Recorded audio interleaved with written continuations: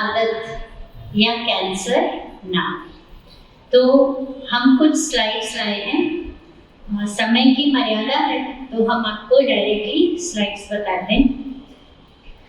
मेरा नाम डॉक्टर सोनिया है, मेरे साथ डॉक्टर नेहा और सोनल आए हैं।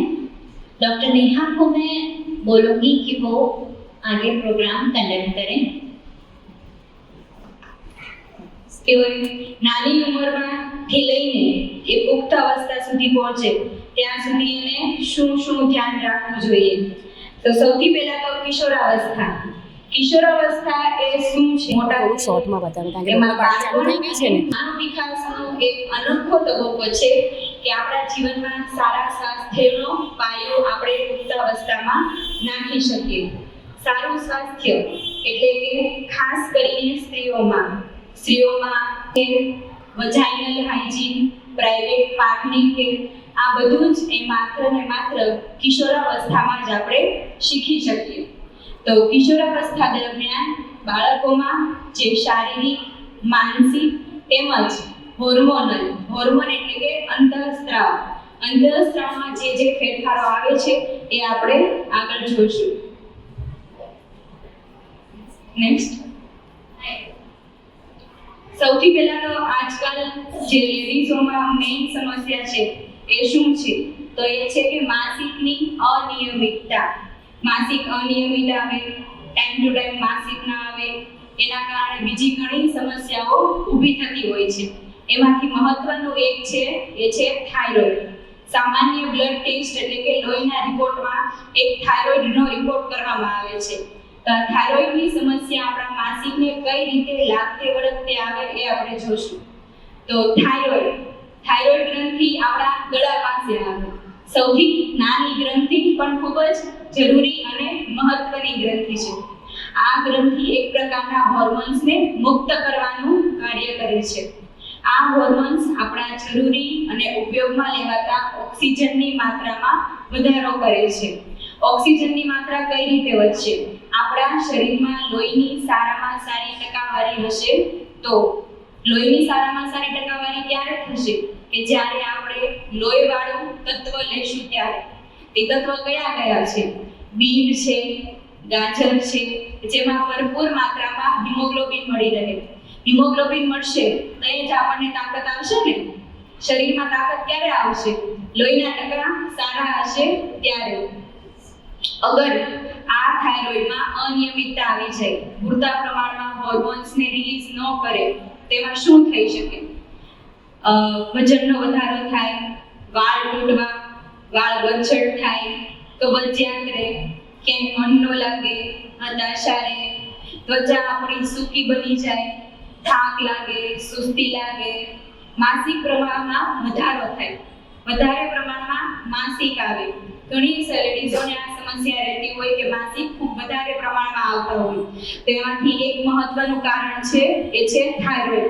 થાઇરોઇડના હોર્મોનની અનિયમિતતાને કારણે લેડીઝોમાં માસિકમાં વધારો આવી શકે અને અનિયમિત પણ થઈ શકે।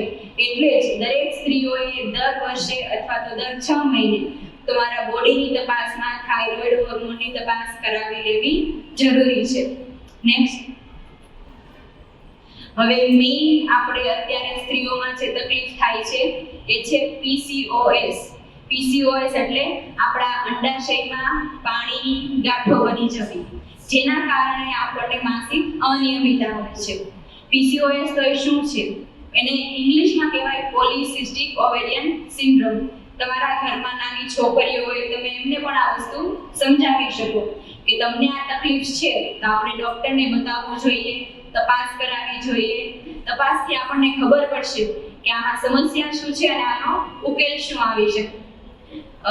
હોર્મોન્સ અંડાશયમાં વધારે પ્રમાણમાં પાણીની ગાંઠો બનવી, માસિક અનિયમિત આવવું, પીરિયડ્સનો અનિયમિતતાનો સામનો કરવો, આના કારણે બાળકો થવામાં પણ ઇન્ફર્ટિલિટી એટલે કે અફળદ્રુપતા, બાળકો ન થવા, એમાંથી એક મેઇન કારણ છે માસિકની અનિયમિતતા અને PCOS। નેક્સ્ટ, અને અત્યારે મેઇન સમસ્યા દરેક સ્ત્રીઓમાં પેશાબની છે, UTI, પેશાબની જગ્યા પર ઇન્ફેક્શન લાગવું। એને કહેવાય UTI, urinary tract infection. UTI શું છે? પેશાબના ભાગમાં ઇન્ફેક્શન લાગવું, ખંજવાળ આવવી, બળતરા થવી, સફેદ પાણીની તકલીફ, વારંવાર સફેદ પાણી પડવું.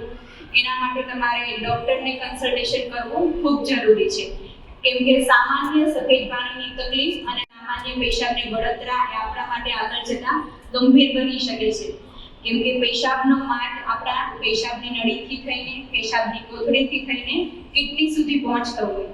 કિડનીને પણ એ અફેક્ટ કરી શકે છે.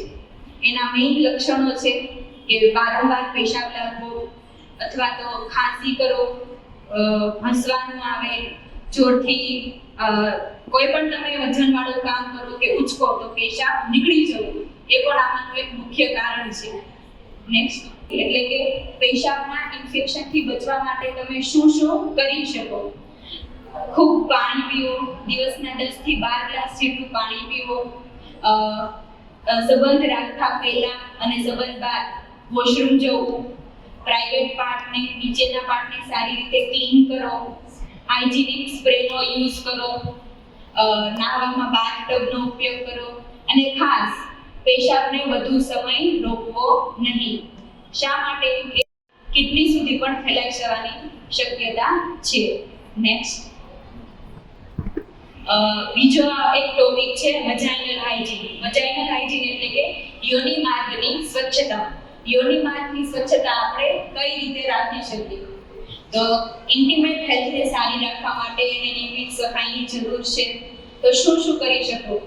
હુંફાળા પાણીથી સફાઈ કરો, સુકાયા પછી જ એને કપડાં પહેરવાના, સારામાં સારા કોટનના અંડરવેર, કોટનના પેન્ટી યુઝ કરવાના, કોઈ ફેન્સી અંડરવેર યુઝ કરવાના નહીં, માત્ર કોટન પેન્ટી જ યુઝ કરવાની.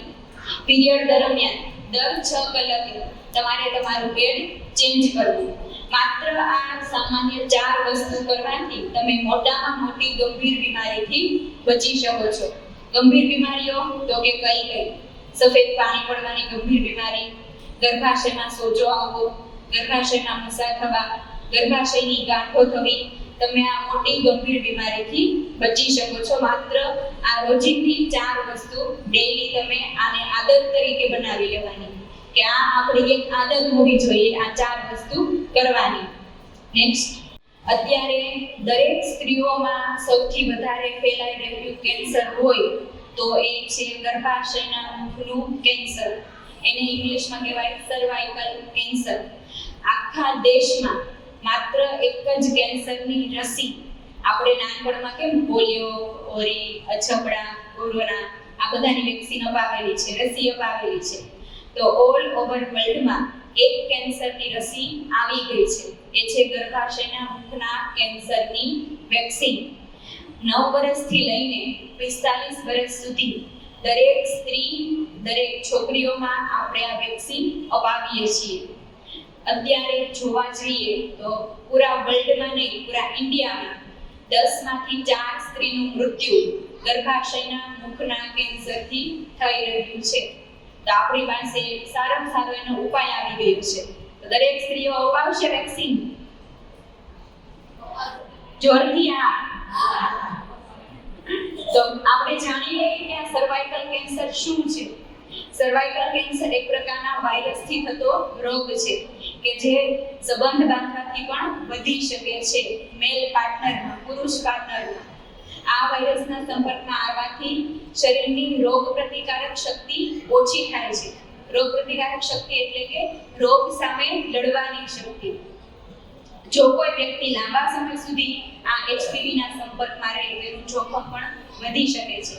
તો સર્વાઇકલ કેન્સર થવા માટે એના માટે એક ટેસ્ટ આવે છે કે આ ટેસ્ટ કયો છે કે જેનાથી આપણને જાણ થઈ શકે કે આપણને સર્વાઇકલ કેન્સર છે.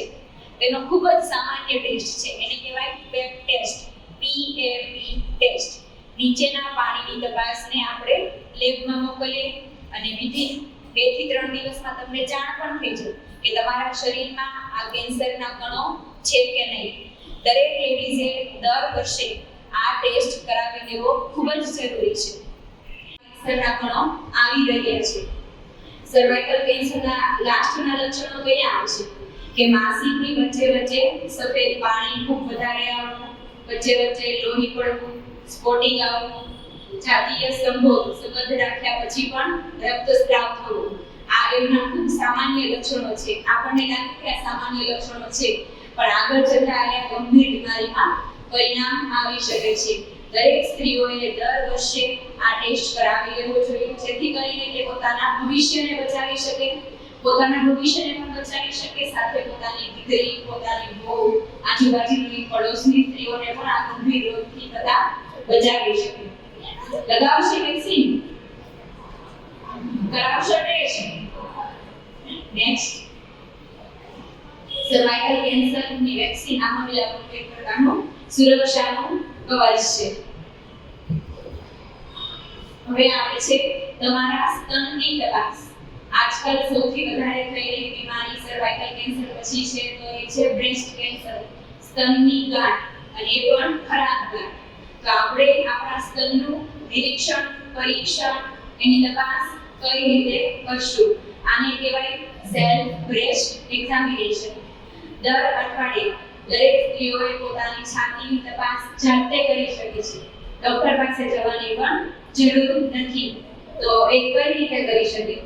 સૌથી પહેલા તમારા બંને ખભાને કિનારે લાવીને ઉપરની તરફ લઈ જવાના. આપણે આસન કરીએ ને ઉપર, નીચે, સાઈડમાં, તો ઉપર બંને હાથ લઈ જઈને હિપ સુધી, આપણી થાઈ સુધી, જાંઘના ભાગ સુધી ચેક કરવાનું કે ચેસ્ટની દરેક માંસપેશીઓ ઇવન છે કે નહીં. ઇવન એટલે કે એક સરખા પ્રકારના.